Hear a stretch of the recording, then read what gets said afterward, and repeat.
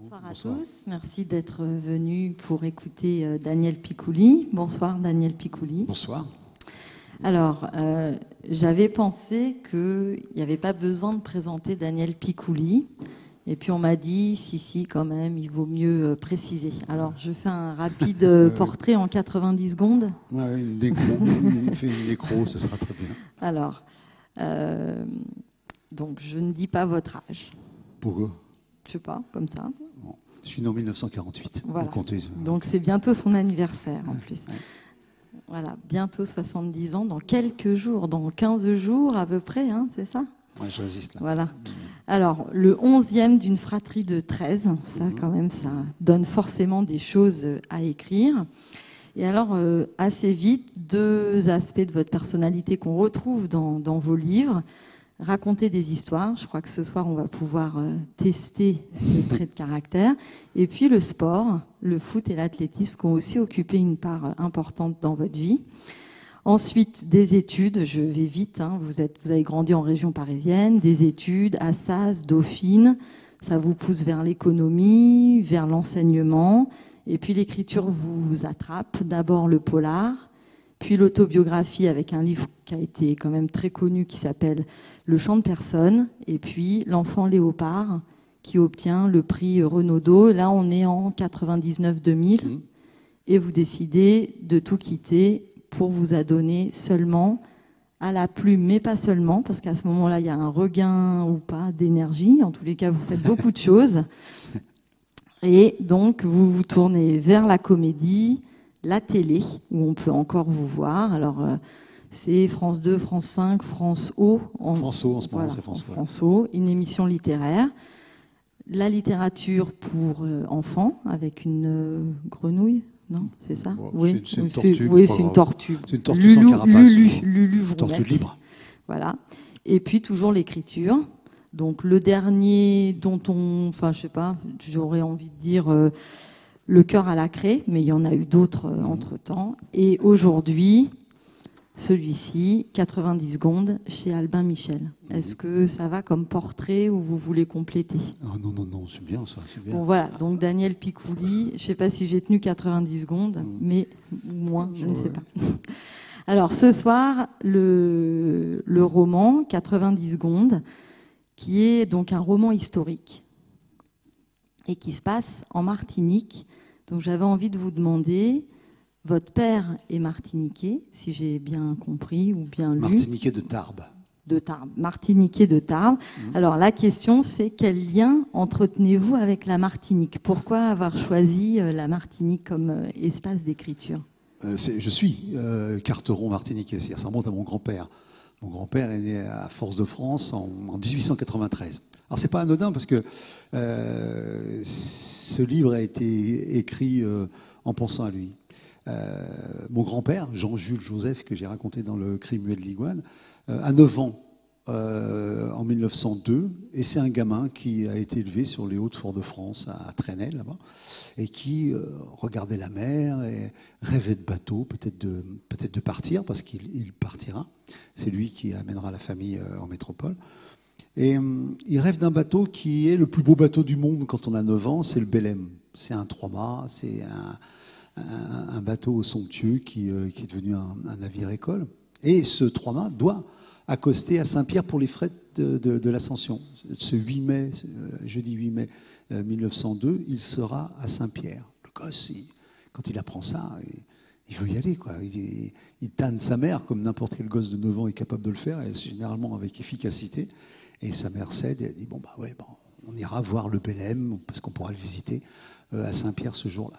Donc ils sont le 8 mai, hein, le jour de la catastrophe, ils sont sur l'embarcadère à Fort-de-France et ils attendent de prendre la navette. Il y a une petite navette Girard qui amène les gens de Fort-de-France à Saint-Pierre. Parce que beaucoup de gens travaillent à Fort-de-France ou travaillent à Saint-Pierre. Et cette petite navette donc va faire 300 morts de plus. C'est-à-dire, ce sont les derniers morts arrivés à Saint-Pierre puisque l'éruption aura lieu très peu de temps après. Et mon grand-père, donc, va monter dans cette navette avec sa mère, entend, il y a un bruit qui court comme ça dans l'embarcadère, le Belém n'accostera pas à Saint-Pierre. Parce que c'est un appontement qui est détenu par un capitaine de Saint-Nazaire, un breton, un têtu, qui ne veut pas le rendre. Il est là, il est en plein milieu, c'est les fêtes, il veut rester là avec son bateau, l'orphelinat. Et mon grand-père entend ça, entend que le Bélem ne sera pas à Saint-Pierre. Il fait un chagrin. Il a un chagrin comme seuls des gosses de 9 ans peuvent avoir. Il a un chagrin et il dit à sa mère, si le Bélem n'est pas à Saint-Pierre, on ne va pas à Saint-Pierre. Et c'est une maman, devant le chagrin de son gamin, elle cède. Et ils ne vont pas à Saint-Pierre. Ils n'iront pas à Saint-Pierre à cause de ce chagrin-là. Et c'est pour ça que je suis devant vous ce soir, parce que sinon on est mort. La famille, c'est terminé. Les Picouli, il n'y en a plus. Ils disparaissent eux aussi comme beaucoup de noms, et beaucoup de gens ont disparu. Et ils entendront de Fort-de-France le bruit que fait l'explosion de la montagne Saint-Pierre à 7h52 ce matin-là. Voilà, donc c'est le lien, et c'est pour ça que j'ai voulu raconter cette histoire, parce que cette catastrophe est un peu fait partie de la famille. Donc à partir de là, et je me suis senti en devoir de raconter cette histoire-là et de faire revivre Saint-Pierre comme elle était à cette époque-là, c'est-à-dire un rêve. C'était une somptueuse ville, Saint-Pierre. Saint-Pierre, c'était la plus belle ville des Caraïbes. Il ne faut absolument pas imaginer même le Fort-de-France d'aujourd'hui. Ça n'a rien à voir.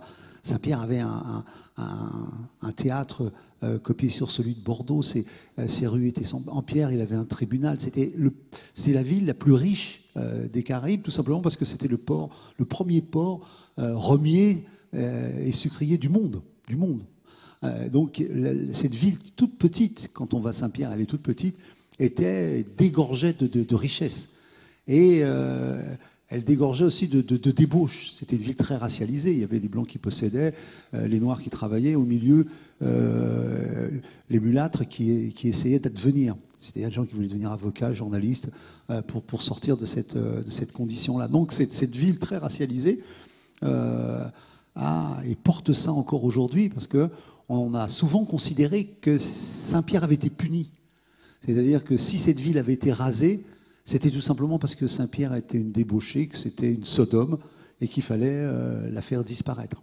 Donc c'est ce qui reste encore même dans l'inconscient aujourd'hui, puisque si vous allez à Saint-Pierre, vous verrez des vestiges, quelques vestiges, et vous verrez un tout petit musée qui ressemble plus à un cabinet de curiosité, mais il n'y a pas de lieu emblématique qui raconte la richesse, la vie de Saint-Pierre, parce qu'il reste encore des réticences à faire revivre une ville dont on considère qu'elle est une espèce de péché incarné. Et ça, c'est extrêmement fort dans la mémoire. Et j'espère qu'on sortira de ça pour tout simplement montrer Saint-Pierre tel qu'elle était. Il faut savoir que là, on va dévaster une des plus belles villes qui soit à cette époque-là dans les Caraïbes. Donc c'est ça le début de l'histoire, c'est ça le background, je veux dire. Et moi, je devais raconter cette histoire-là, mais je ne me sentais pas l'autorité pour le raconter moi-même ou être un espèce de narrateur omniscient. Et là, je suis souvenu de mon grand-père qui avait un rapport très particulier avec la montagne Pelée. La montagne Pelée, on la voit de partout à cette époque. Et je me suis dit, il y en a qu'un ou il y en a qu'une qui peut raconter cette histoire, c'est la montagne. Donc ce livre, cette histoire est entièrement racontée par la montagne Pelée, qui vous explique pourquoi elle va tuer 30 000 personnes, dans quelles conditions, avec quel plan, avec quelles intentions. Et elle vous parle tout au long du livre et vous raconte tout. Ce qui est formidable, ce qui est pratique, parce qu'elle voit tout, elle connaît tout, elle a toute l'histoire de la Martinique depuis toujours, pas depuis seulement l'arrivée des esclaves d'Afrique, parce que moi quand j'étais gamin, on me racontait la Martinique, le pays de mes ancêtres, on nous avait pris en Afrique, mis dans un bateau, emmené à la Martinique, il n'y avait personne, et puis après on avait cultivé la canne. Bon, non.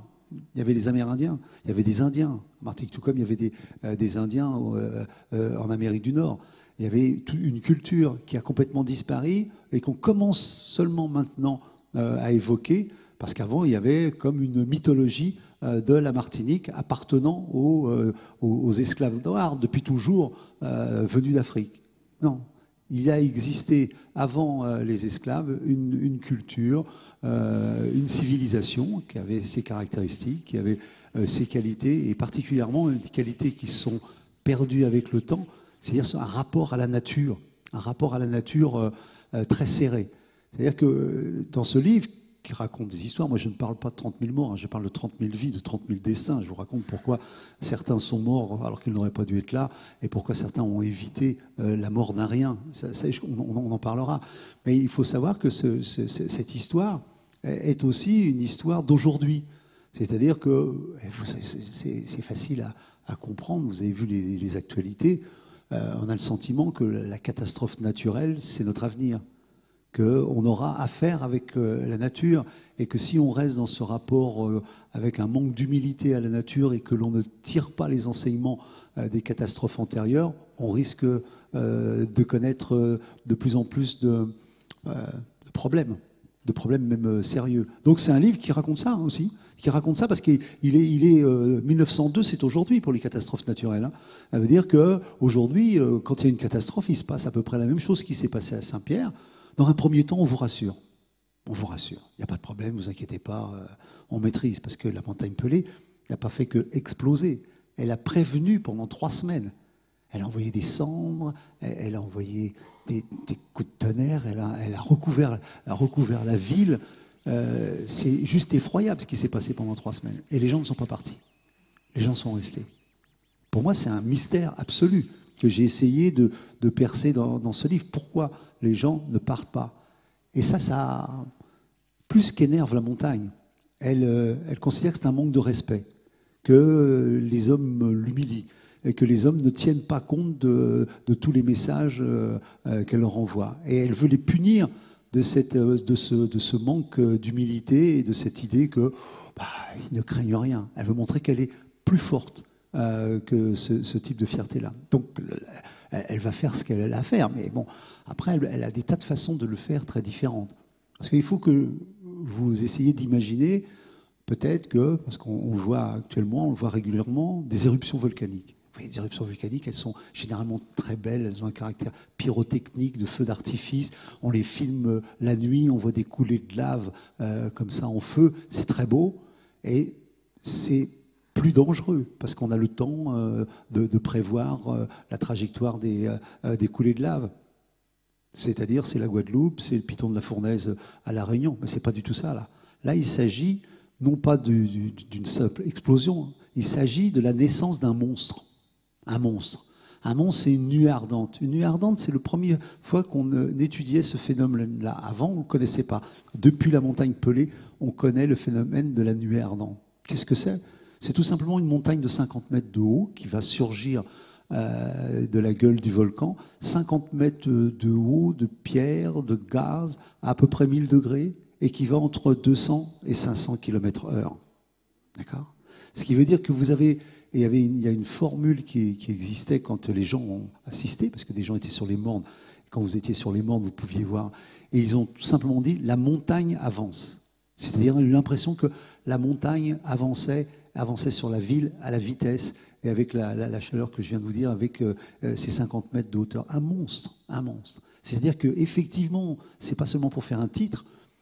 Entre le moment où la montagne explose et le moment où il n'y a plus rien, la ville est rasée, les bateaux sont coulés dans le port, il se passe 90 secondes exactement, pas une de plus.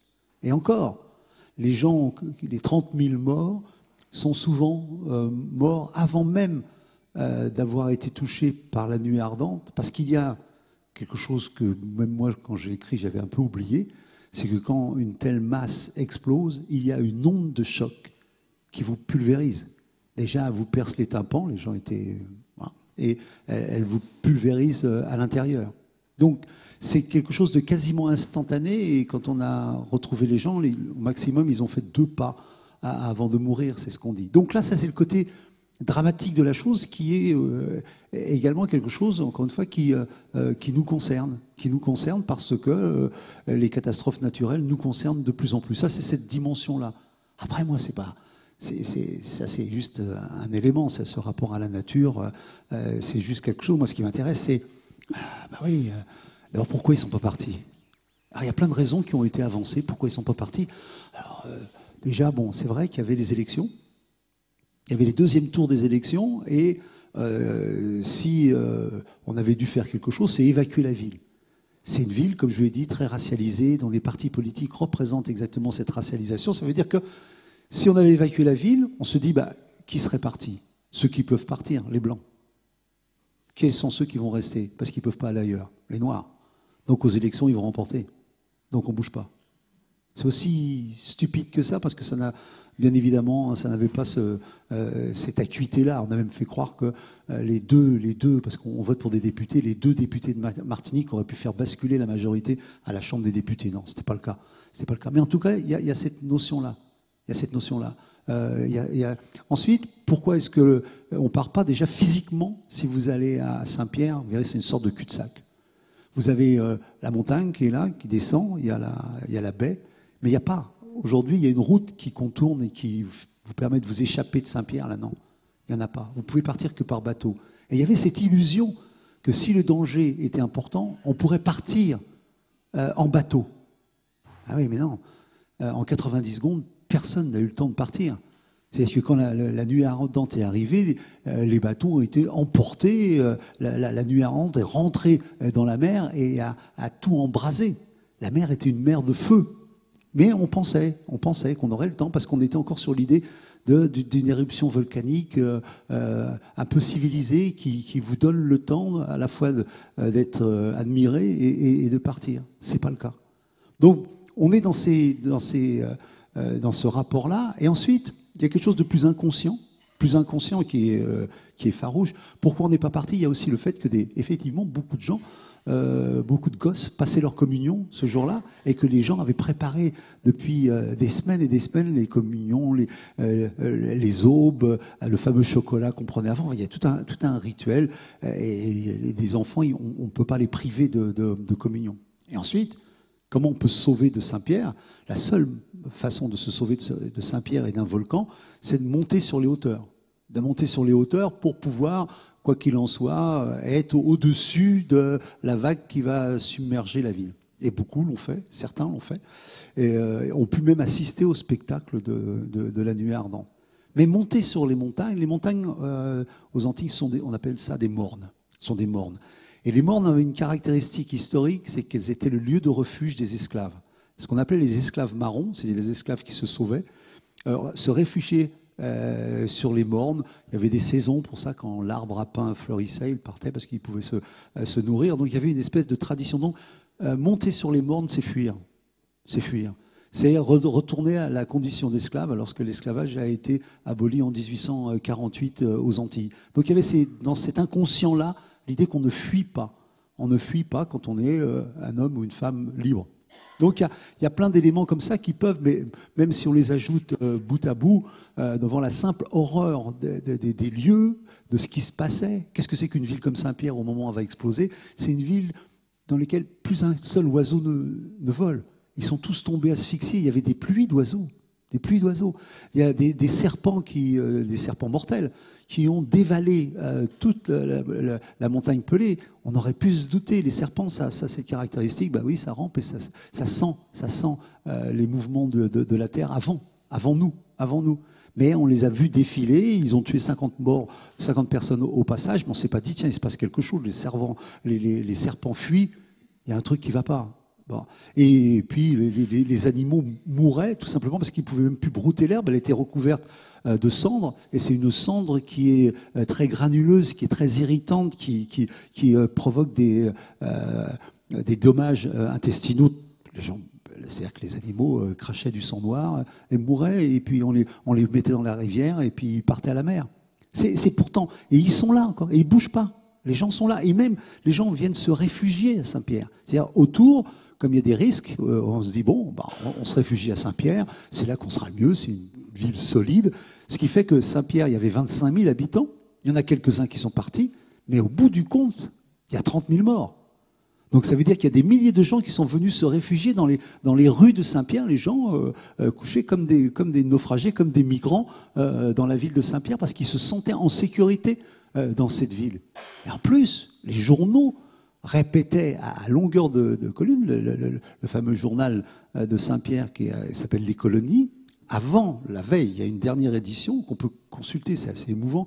C'est la dernière édition des Colonies. Elle titrait « Où peut-on être mieux qu'à Saint-Pierre ?» C'est-à-dire qu'il y avait une dénégation, et plus qu'une dénégation, il y avait une entreprise de rassurance de la part des pouvoirs publics qui était dingue. On a fait venir le gouverneur. Le gouverneur de Saint-Pierre, M. Moutet, habite Fort-de-France, parce que c'est la capitale administrative à cette époque-là, alors que Saint-Pierre est la capitale économique. Et on l'a fait venir à Saint-Pierre pour qu'il paraisse au balcon. On l'a fait paraître au balcon pour rassurer les gens.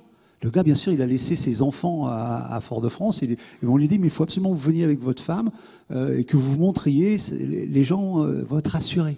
Voilà, comme un couple royal qui se met au balcon pour dire tout va bien. Et cet homme est mort, bien évidemment, et il a été, entre guillemets, courageux, mais têtu, et lui aussi a disparu. Donc on est dans cette configuration-là, on est dans cette ville-là.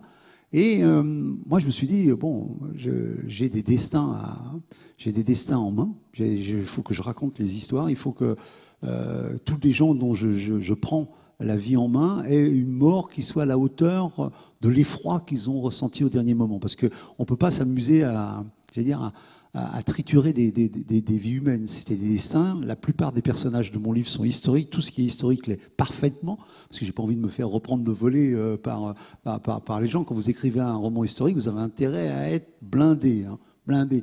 Alors, justement, blindé. Comment vous avez travaillé? Alors là, vous nous dites que vous avez lu donc le journal. Oui, ça voilà, sert à rien. Mais autrement, toutes les. Vous lisez des livres, des livres, des livres. Je suis allé à Saint-Pierre. C'était une interférence, c'est la montagne. Bien sûr, j'ai fait un documentaire sur la montagne Pelée, donc j'ai séjourné à Saint-Pierre, je suis allé sur le volcan, je suis allé sur l'observatoire, je suis allé dans les archives. On lit, il y a beaucoup de livres qui ont été écrits sur Saint-Pierre, très documentés. Il y a des romans même qui ont été écrits à l'époque. Tout ça, vous lisez.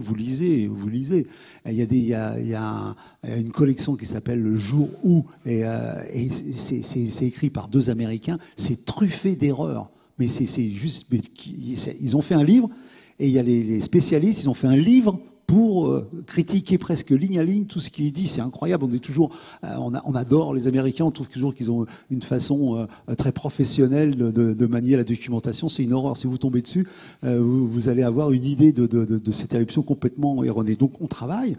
On rencontre des gens sur place et on lit il y a des livres extraordinairement documentés sur Saint-Pierre au chiffre près. Bon, c'est le travail de n'importe quel auteur quand il travaille sur. Et ça se fait en amont ou vous le faites en même temps? C'est-à-dire si on est dans l'atelier de l'atelier de Daniel Picouli, et vous travaillez en même temps, vous lisez des documentaires.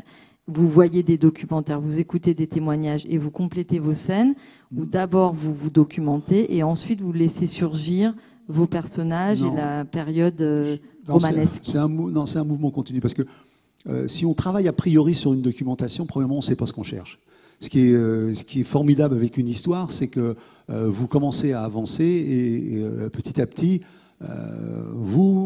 vous posez des questions à vous, tout simplement. Même, je vous parlais tout à l'heure des navettes Girard. Moi, je savais pas et j'avais besoin de savoir même combien ça coûte une navette Girard, à quelle heure, quels étaient les horaires, quels étaient les noms du capitaine, quel type de vaisseau c'est.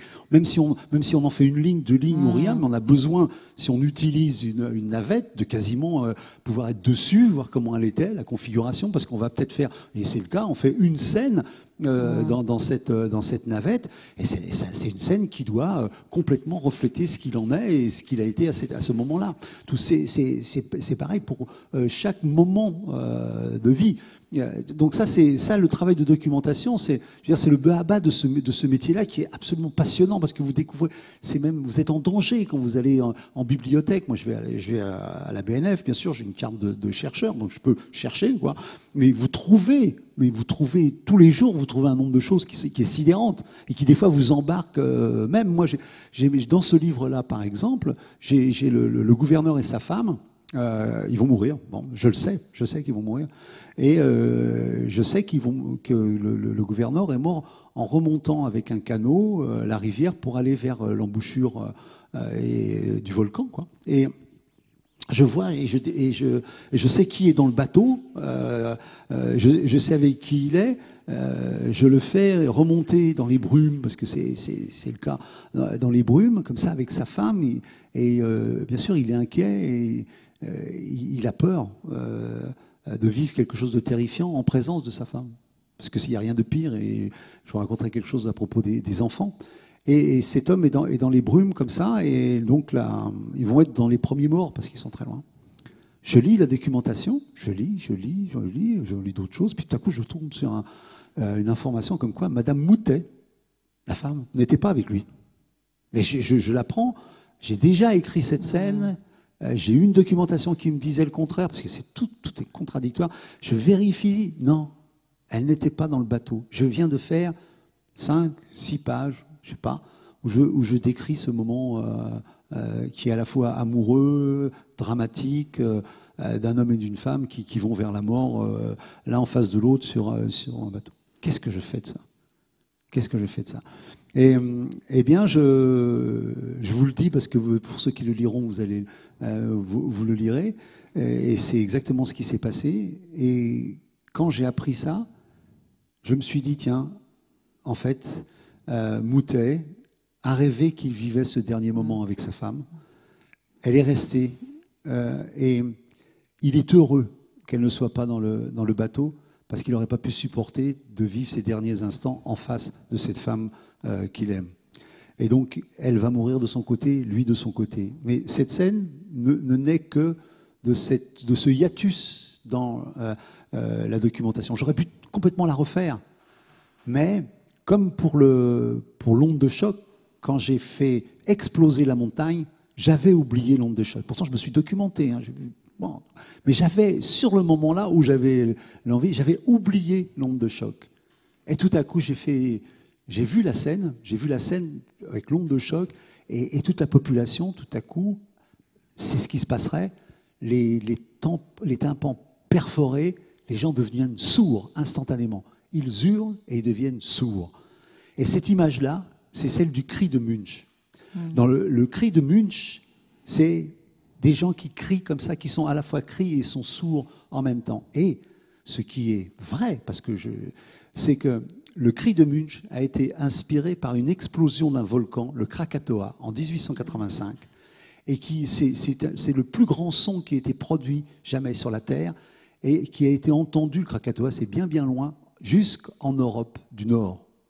Et c'est ce son qui a inspiré le cri de Munch. Donc vous allez lire cette scène, et j'ai pas voulu faire le cuistre, parce que des fois vous découvrez des trucs, et vous faites le malin, vous le ressortez tout de suite. Non, c'est quelque chose ça je connaissais, mais c'est quelque chose que je n'ai pas voulu appuyer, tout comme on sait que pour le Vésuve, Pline l'Ancien a voulu absolument voir, c'est 79, a voulu, et il est monté pour se rendre compte de comment le Vésuve, et puis il est mort.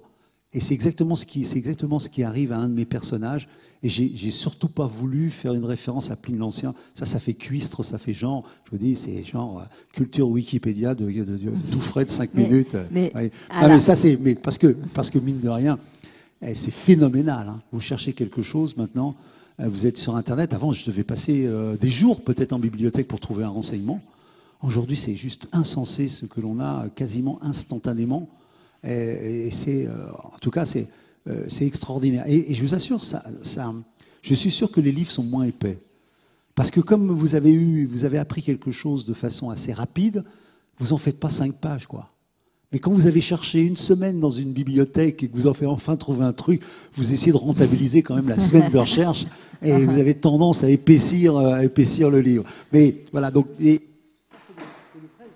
C'est le vrai travail d'écriture. Il est de cet ordre-là. Donc moi, j'ai donc plein de destins comme ça, des choses historiques que je sais. Par exemple, il y a un destin sidérant. C'est la femme du consul américain d'Amérique, Prentice. Ils vivent à la Martinique. Parce que la Martinique, il faut savoir que il y avait les Américains, il y avait les Vénézuéliens, il y avait les Anglais.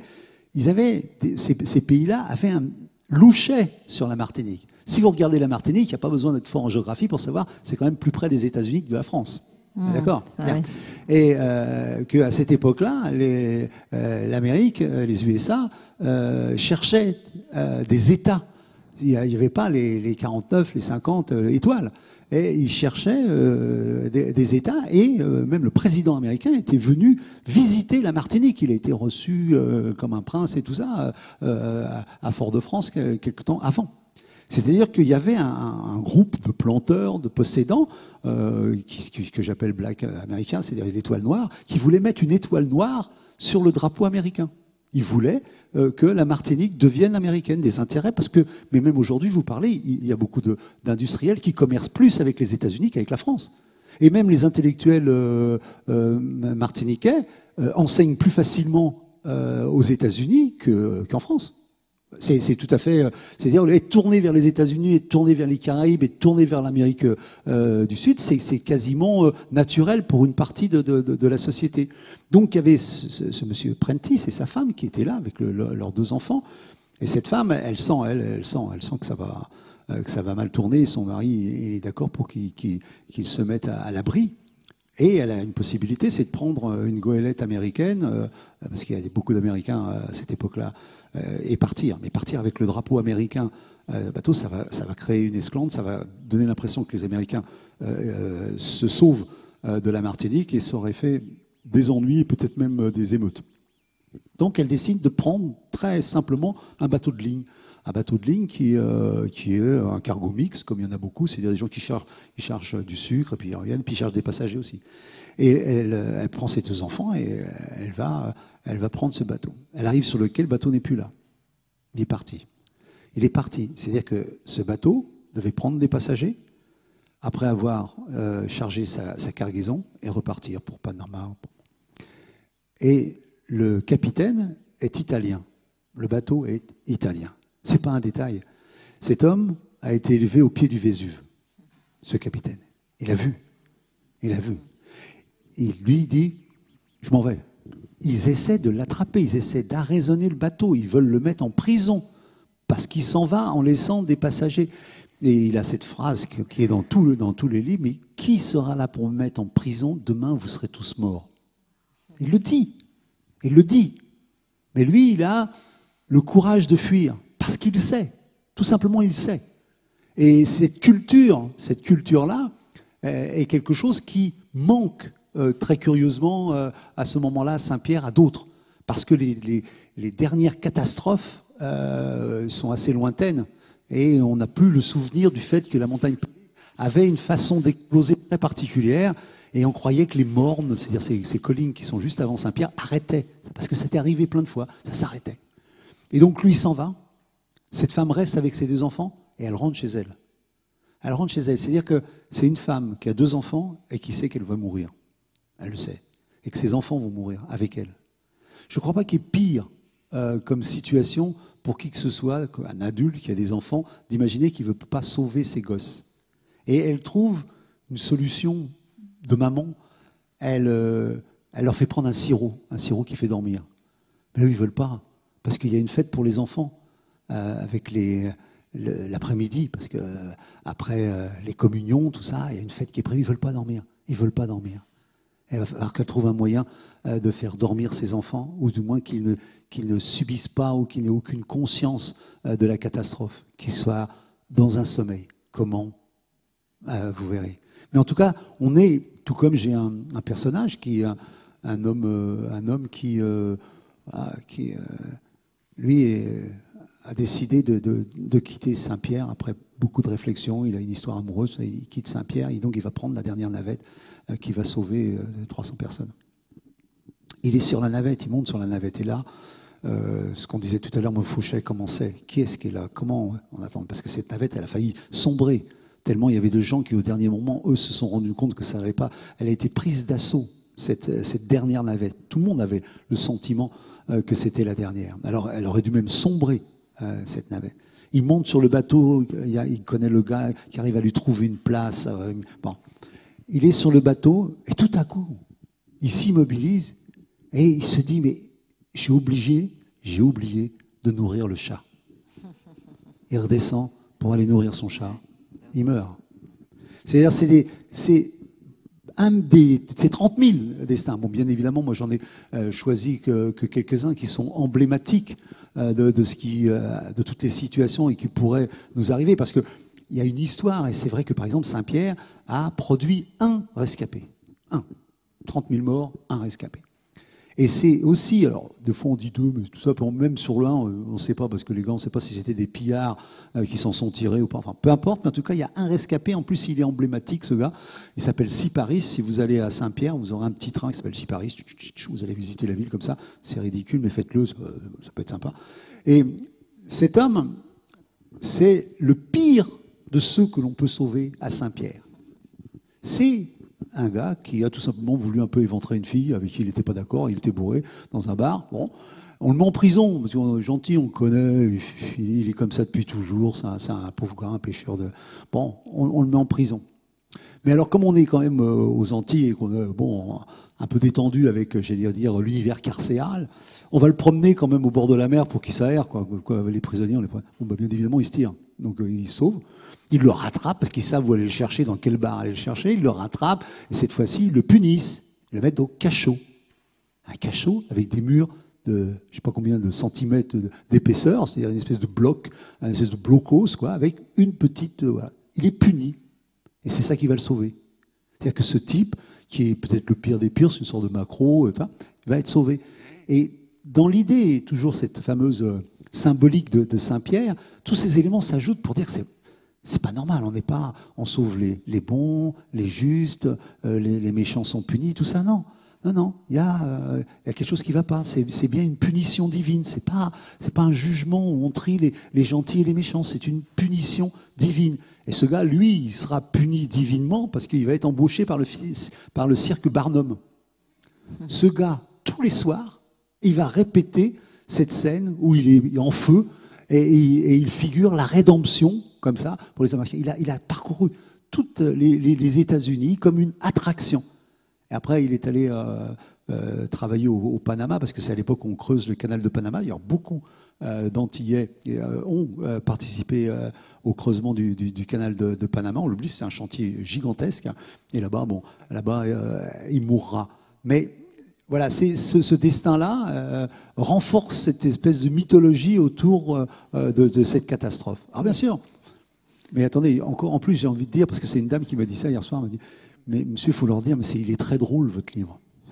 Alors je vous regarde, là, vous me dites, bon, il est très drôle pour l'instant, ce que vous... Oui, parce qu'il est drôlatique, parce qu'il y a une espèce de démesure dans cette espèce d'instant étrange où les gens ont compris qu'ils vont mourir. Qu'est-ce qu'ils font du dernier quart d'heure ou de cette dernière heure qu'ils croient avoir? Et dans ce livre, il y a plein de gars qui règlent des espèces de disputes qu'ils ont depuis toujours. Il y a deux gars très étranges qui sont des gars qui portent des crucifix, pendant le carnaval et pendant les processions. C'est des gars qui portent des grandes croix avec un Christ. Mais ils ont été virés de la procession parce qu'il y en a un, il a fait un Christ un peu obèse, genre replet, quoi. On lui a dit quand même, ça fait pas ça, il a raté son truc, quoi. Et l'autre, il a fait un Christ qui, de toute évidence, est en érection. Donc ces deux-là, on les a dégagés. On les a dégagés parce que ça fait pas très sérieux dans les... Mais ces deux gars, comme ça, il y en a eu, ça je sais pas couler, tout ça. Et ces deux gars qui sont, à l'image Et ces deux gars, qu'est-ce qu'ils veulent? Ils veulent être le Christ sauveur. Donc qu'est-ce qu'ils font? Ils font la course tous les deux pour arriver en haut du volcan, être le premier à planter son Christ qui va sauver. Bien évidemment, ça ne va pas marcher, comme vous avez pu le remarquer. Mais on assiste à cette espèce de compétition dingue, tout comme il y a à Saint-Pierre. À Saint-Pierre, si vous allez dans la grande rue principale, il y a un moment à main gauche, vous allez voir un magasin. C'est un magasin appelé Général Mobilier, ou Mobilier Général. En fait, ils vendent des cercueils. Et ils sont posés, tout droit, comme ça, et ouverts.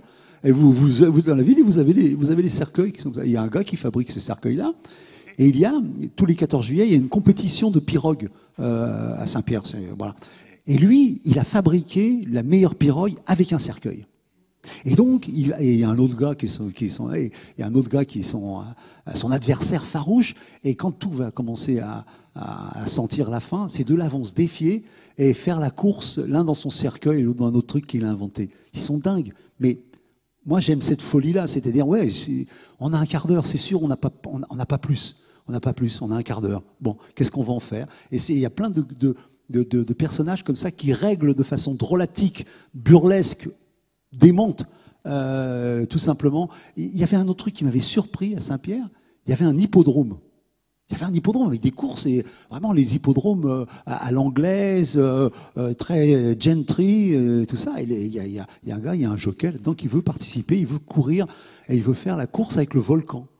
Il veut courir plus vite que le volcan. Et donc il monte à l'hippodrome comme ça, et quand ça va se déclencher, il va perdre. Hein. Il va perdre. Ouais. Mais bon, il y a plein de gens comme ça, parce que j'ai voulu donner sa chance à cette vision-là de son destin. C'est fini, qu'est-ce que je fais de ce dernier quart d'heure? Et il y en a quelques-uns comme ça, mais il y a des gens, bien sûr, il y a tellement de personnages historiques à qui je dois donner une mort tout à fait conforme à ce qui est arrivé. Mais je voulais ça, oui. Et puis, il y a une autre dimension peut-être aussi, c'est que... C'est l'amour. Hein. Voilà, c'est l'amour. Je m'en doutais, je m'en doutais. Voilà. Le miracle. Oui, oui. Et aussi, peut-être, il ne nous reste plus beaucoup de temps, parce que j'ai oublié de préciser que Daniel Picouli a un avion à prendre, donc on sera obligé de quitter les lieux à 19h55 pour qu'il ait son taxi et qu'il puisse attraper son avion. Mais je voulais vous demander comment on écrit un livre quand on connaît la fin, comment on arrive à la fois à laisser du suspense pour le lecteur, mais en tant qu'écrivain aussi, comment on continue à avoir du plaisir, parce qu'il y a une dizaine de jours, on avait une Camille Bordas qui était là et qui nous disait qu'elle commençait, mais elle ne savait jamais où elle allait, et que du coup, le plaisir d'écrire, c'était aussi finalement de découvrir où ces personnages l'emmenaient. Là, on devine bien que vous savez dès le départ où vous allez. Donc, comment vous avez fait pour trouver malgré tout le plaisir de la découverte, et comment vous entraînez vos lecteurs dans le suspense? Non, je pouvais pas savoir comment. Parce que j'avais quelque chose qui me trottait dans la tête, c'est une histoire d'amour. Je dis, moi, je veux raconter une histoire d'amour, je veux les amoureux du Titanic, oui, comme dans tous les... Pourquoi? Parce que c'est une histoire d'amour, ça incarne notre désir de sauver, notre désir de miracle, notre désir que dans un chaos, on s'en tire, ou qu'au moins on fasse s'en tirer les gens qu'on aime. Moi, je me rappelle avoir, à la sortie de Titanic, j'étais avec ma fille, qui était petite, et je pleurais. Alors elle pleurait, elle voit son père pleurer, elle pleure, normal. Et j'ai prononcé peut-être une des phrases les plus bêtes, pourtant j'ai dû en prononcer dans ma vie, et je lui ai dit, moi je t'aurais sauvé. Mais combien de personnes ont dit ça à leur môme? Et bien sûr qu'on l'aurait sauvé, bien sûr qu'on désire, bien sûr qu'on ne peut pas imaginer, parent, qu'on ne va pas sauver sa gosse, bien sûr. Et je lui ai dit ça. Donc j'ai dit, Daniel, il faut que tu me fasses dans cette histoire-là des amoureux qu'on a envie de sauver. Et je veux donc que tu me fabriques un petit miracle. Et un miracle comme on en rencontre parfois dans les tremblements de terre, qui est un miracle qui m'a toujours un peu submergé, qui me laisse un peu interrogatif. Vous avez la caméra qui se balade dans les décombres, tout était... Et vous voyez tout à coup, parmi ces décombres, parmi ces ruines, une étagère avec 2 tasses en porcelaine intactes. Ça arrive à tous les coups. Il y a toujours des espèces de trucs comme ça, qui sont complètement irrationnels, qui n'ont aucune explication possible. 2 tasses. J'ai dit, Daniel, fais-moi 2 tasses en porcelaine. Et j'ai dit donc qu'il faut que tu me fasses une histoire d'amour qui arrive à tenir jusqu'au bout, on verra comment. Et essayez donc d'imaginer, vous êtes à Saint-Pierre. Vous avez cette montagne, on est là. Hein, moi, je suis là, on est dans la baie de Saint-Pierre. Vous êtes le volcan. Et il y a cette nuée ardente qui avance. Et forcément, ces 2 petits amoureux, ils sont sur la trajectoire. Voilà. Et vous avez une montagne de 50 mètres, comme je l'ai dit, qui arrive comme ça. Et bon, ils sont là tous les 2. Comment vous les sauvez? Ça pourrait être un devoir. Je ne ramasse pas les copies, je vais vous dire comment j'ai fait. C'est comment on les sauve. Et là, la documentation. Parce que ça, cette fin définitive, c'est ce moment-là, je ne peux pas le connaître. Je sais que grâce à la culture amérindienne, je vais pouvoir utiliser la magie, je vais pouvoir faire tout ce que je veux, mais non, ça ne marche pas. Elle arrive, la montagne, elle est là, c'est physique. Et justement, c'est physique. Et ce qui est extraordinaire, c'est quand vous découvrez dans un petit précis de physique, n'importe quoi, le choc de retour, le souffle de retour. C'est-à-dire que si une masse s'approche comme ça, elle va devoir normalement s'écraser contre ce mur. Mais l'air qu'elle envoie se comprime et fait un choc de retour comme ça, et vous avez la nuée ardente qui tombe, fond, comme ça devant vous. Parce que la force qu'elle a elle-même produite va l'arrêter, grâce au morne qui est ici. Pas mal. Ça, vous le découvrez. Quand vous découvrez ça, vous dites, j'ai trouvé. Je sais comment peut-être ils vont s'en tirer, sans magie, avec un peu de magie, mais sans magie. Simplement avec cette idée physique que quelque force que ce soit, elle a un moment où elle s'arrête, où elle retombe, où elle s'exténue, où elle peut tomber comme ça, devant vous. Est-ce que c'est ça que j'ai pris comme solution? Voilà. Ça, moi je ne sais pas, vous allez voir. Mais je veux dire que ces défis-là sont des défis qui sont de... Ça vous met le cerveau en ébullition, hein, vraiment. Et il faut trouver, il faut que ce soit conforme à l'histoire, conforme à l'esprit du moment. Moi je peux vous dire que moi je fais toujours 13 chapitres. Parce que ma mère, vous l'avez entendu, a eu 13 gosses, donc moi c'est simple, je fais 13 chapitres. J'aurais été fils unique à un chapitre, il est réglé, voilà. Donc je fais 13 chapitres, et avant le 13e chapitre où je devais être le tueur, c'est la première fois, notre premier roman où je m'arrête. Je m'arrête tellement j'étais submergé par l'emballement de la montagne, l'emballement de l'histoire, la façon que ça avait comme... Parce que dans cette histoire-là, il y a une victime dont on ne parle pas, c'est la montagne pelée. La montagne pelée est une victime. Quand ce monstre sort d'elle, elle ne peut plus le contrôler. C'est plus fort qu'elle. Et moi, j'avais une image qui me guidait. Je vous donne tous les trucs romanesques qui me mettent en mouvement, qui sont des images très fortes. Vous avez tous vu M le maudit. Vous avez vu M le maudit. Il y a une scène où, à la fin, on le poursuit et les mendiants le coincent dans une salle et il est face à un tribunal, au tribunal des mendiants. Et là, il est là, lui, et on lui demande quasiment de s'expliquer. Il ne peut pas expliquer. Et il se frappe comme ça, avec une expression allemande que je ne saurais dire, et il dit, c'était plus fort que moi. Plus fort que moi. Et on sait qu'aujourd'hui, parfois, et malheureusement, il y a dans des faits divers, des gars qu'on trouve qui ont pendant 5, 6 ans, 10 ans, ils n'ont pas replongé, et tout à coup, ils ont une pulsion, et ils ne peuvent pas s'arrêter. Ça existe, ça. Des moments où il y a quelque chose de plus fort que vous. Et la montagne pelée s'est retrouvée dans cette situation-là. C'était plus fort qu'elle. Elle ne pouvait pas faire autrement. Elle le dit, elle le confesse. Et elle a été submergée. Et moi, dans cette histoire-là, je commençais à être submergé. Et donc, j'ai pris une pause. Et je lui dis, maintenant, pense à chacune des victimes que tu vas faire et donne-leur la mort la plus respectueuse. La plus respectueuse de tout ce qu'ils ont été. Puis en plus, j'espère que tu as réussi à faire en sorte que les gens qui vont lire jusque-là ont envie de les sauver. Que tu les as fait tels, que salauds ou pas salauds, que tu les as fait tels que tu te dis, ils ont le droit d'être sauvés. Et donc, il faut que tu donnes une mort, puisque ça va être pour la plupart une mort qui soit à la hauteur de cet effroi. Voilà, c'est des choses comme ça qu'on se dit. Après, il faut les mettre en œuvre avec des voyelles et des consonnes, mais... on a ces genres d'intentions-là, de façon d'avoir le corps comme ça qui est pris. C'est un livre qui, en ce sens-là, est un livre tout à fait particulier et à la lecture, il semblerait qu'il soit... Ça fonctionne.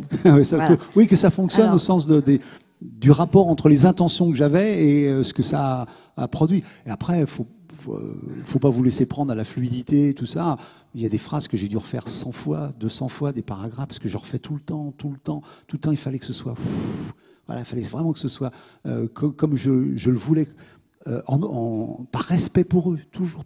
Il fallait que tous les moments qui concernent ces personnages soient à l'image de ce que je leur devais. Parce que c'est un devoir, je n'ai pas un devoir simplement à l'égard de mon grand-père et de son chagrin de gosse. J'avais un devoir à l'égard de tous ces personnages. Il n'y a que vous qui pouvez me dire si j'ai réussi mon entreprise de respect. Ouais.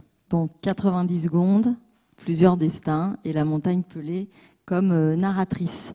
Je laisse les questions à la salle. Oui, absolument. Je rappelle aussi que vous pouvez ensuite acheter le livre. La librairie Soramps aide à l'organisation de cette rencontre et on la remercie.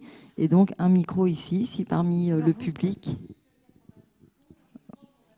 Moi non plus. J'ai essayé de passer celui-là. Ou au menton, mettez-le peut-être. Voilà, Voilà. ça marche mieux. À peu près un quart d'heure pour poser vos questions. Et puis, à l'issue de ces questions, donc une séance de dédicace. Alors, y a-t-il des questions? Voilà. Bonjour. J'ai lu dans le journal Lire que vous alliez faire quelque chose pour la ville de Saint-Pierre. Parce que je me suis aperçu qu'on avait 3 passions communes, l'athlétisme, le football et la ville de Saint-Pierre. Alors, je ne vais pas vous raconter ma vie, mais je suis passionné par Saint-Pierre, j'y ai vécu et j'ai fait certaines choses. Si vous êtes allé vous balader à Saint-Pierre, la fresque qui a été faite par Hector Charpentier, Laurent Valère qui a aménagé avec une sculpture la baie de Saint-Pierre et pas mal d'autres choses. Mais je voulais savoir, vous, concrètement, ce que vous allez faire pour la ville de Saint-Pierre. Alors, je vais presque dire que ça va dépendre de l'impact de cet ouvrage. Je vais vous dire une chose très, très triviale. Si ce bouquin a le Goncourt, on me donnera les moyens de faire quelque chose, d'exister. D'accord ? Ce que je veux dire par là, c'est il n'y a pas à Saint-Pierre un lieu, tout simplement. Un lieu où les gens pourraient entrer et se rendre compte, de ce qu'était Saint-Pierre. C'est-à-dire qu'il y a aujourd'hui des plans masses, même en 3D, on pourrait reconstruire cette ville, on le fait, enfin la faire figurer, on pourrait simuler même cette nuit ardente. Nous, on l'a fait dans un documentaire, on l'a fait, on peut le faire avec du dessin animé, on peut le faire avec des animations, on peut le faire, voilà. C'est-à-dire qu'il faut briser un peu ce que je dis sur ce sentiment que moi j'ai perçu en étant là-bas, c'est qu'il n'y avait pas une volonté farouche de faire revivre Saint-Pierre tel qu'il était. En tout cas, cet événement-là. La ville existe, on a reconstruit certains bâtiments, le bâtiment du commerce avec l'horloge. Bon. On a construit un certain nombre de choses, mais on ne peut pas imaginer la beauté de Saint-Pierre avec ce qu'il y a. On peut avoir une espèce de force projective comme on a dans les ruines. On peut. Mais je trouve que c'est quand même... Il n'y a pas un seul exemple de catastrophe de ce type-là sur le territoire français. C'est l'outre-mer, c'est 30 000 morts. C'est une ville rasée. Il n'y a pas, ça n'existe pas. Donc, moi, je m'interroge parce que en plus, j'ai un problème de légitimité. Moi, je suis un Martiniquais de Seine-Saint-Denis, Carteron, une mère morvandiote, un père Tarbet. Et il y a quand même eu des générations d'auteurs, d'intellectuels, de gens importants qui ont marqué la vie de Saint-Pierre. Moi, j'ai mis en exergue Césaire parce qu'il y a quelque chose qu'il faut raconter. C'est que Césaire allait méditer sous un fromager, un énorme fromager qui a là-bas à Saint-Pierre. Et ce fromager est le seul rescapé, le seul arbre rescapé de la nuée ardente. C'est-à-dire qu'il y a un arbre que vous pouvez aller voir aujourd'hui qui a connu cette catastrophe et qui a survécu à cette catastrophe. Eh bien, cet endroit-là n'est même pas, pour moi, indiqué avec le respect ou même simplement le sens de l'histoire que mériterait un tel symbole. Et c'est comme ça pour beaucoup d'autres choses. Donc moi, je ferai, mais encore une fois, il y a une mission pour la reconstruction de Saint-Pierre et c'est Patrick Chamoiseau qui était à la tête. Après, il y a eu un changement politique. Et, à la Martinique, comme dans les régions et les villes françaises, quand il y a un changement politique, un projet en cours peut être balayé parce qu'on change de... Voilà, donc on est dans cette... Dans cette alternance, non-alternance, et il n'y a pas pour moi de volonté. Donc moi je dirais ce que je souhaiterais. Après, parce que une fois je me suis fait engueuler parce que j'ai dit il y avait 20 romeries à Saint-Pierre, on va aller prendre des sous aux romeries, on va aller à Rome Clément, eux ils ont des sous, ils ont de l'argent, et ça peut les intéresser de faire revivre.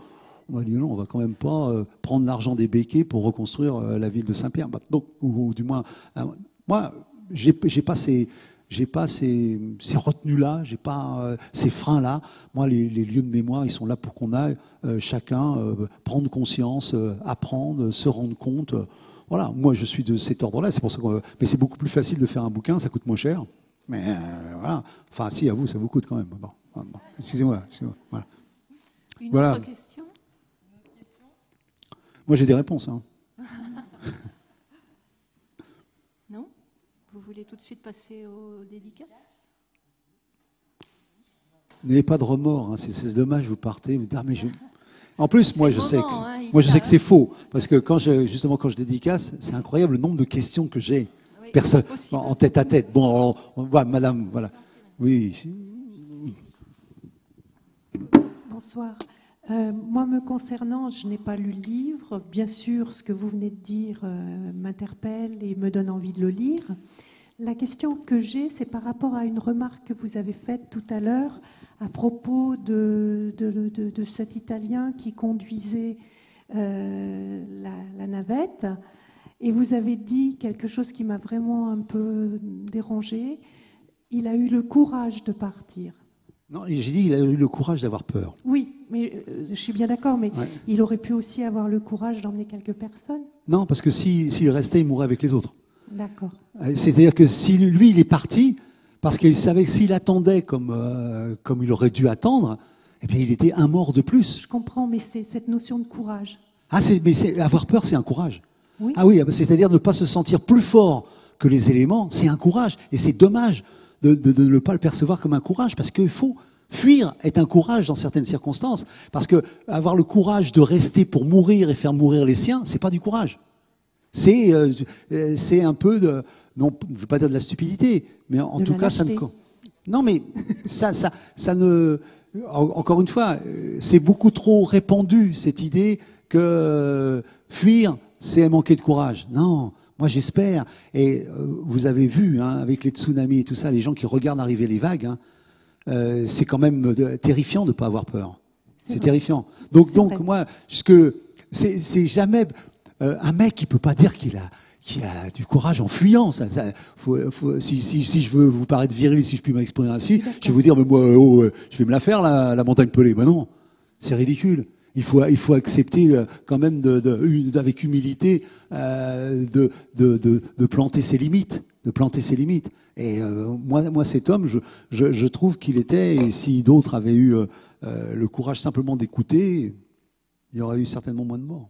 Voilà. C'est la frange entre la lâcheté et le courage.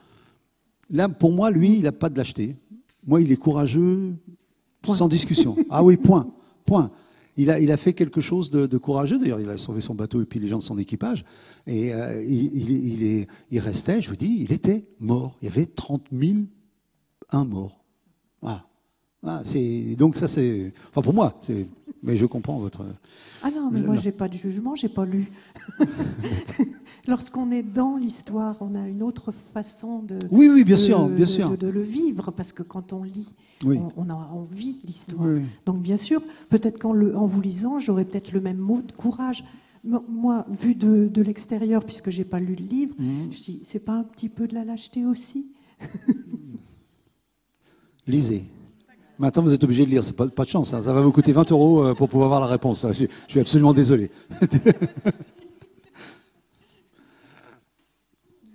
Dédicace, plus de questions? Moi, oui. Je ne sais pas que je vais rater mon avion à tout prix et demander l'asile à Montpellier. D'accord. Comment on s'installe pour ces sortes de... on peut faire une table, là, oui, peu importe. Là, c'est les gens qui vont pas être bien, c'est pas moi. Merci à vous.